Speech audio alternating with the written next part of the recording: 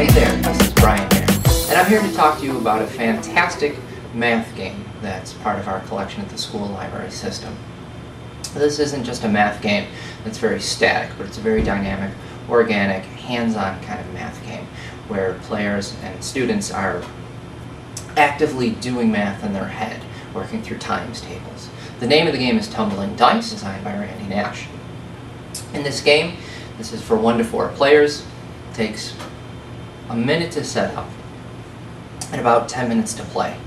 Players are going to take turns with these dice. And they're going to go player by player from 1 to 4. They're going to put a dice on the platform, and then they're going to flick, push, shove, move the dice any way that they can down this waterfall. If the dice land here behind the line, they're not going to be worth anything.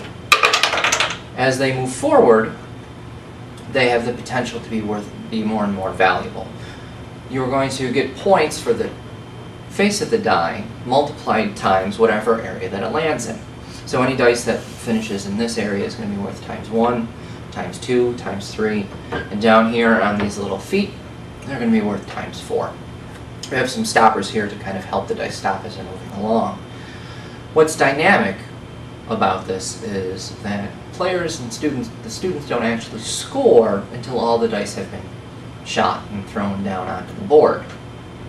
So your score is not actually guaranteed, and the dice are going to interact with each other. They're going to bump, they're going to push, they're going to shove, and your score is going to manipulate and change. So as the students are playing, they're actively going through their mind. What does Billy have? What's his score at this point? What do I need to get my dice onto to try and edge myself above him? And that's going to be constantly changing and in flux. So the students are going to be using math again and again and again, working through their multiplication tables and doing addition, but in their head mentally, which is great. Although if you want to help scaffold this, of course you can use paper to have students kind of work that out. It'll slow the game down a little bit, but if it's useful as a tool for students, then definitely do it. So as dice are being rolled out, each player is going to go, and the dice will interact and knock each other out. Again, this is not a quiet game.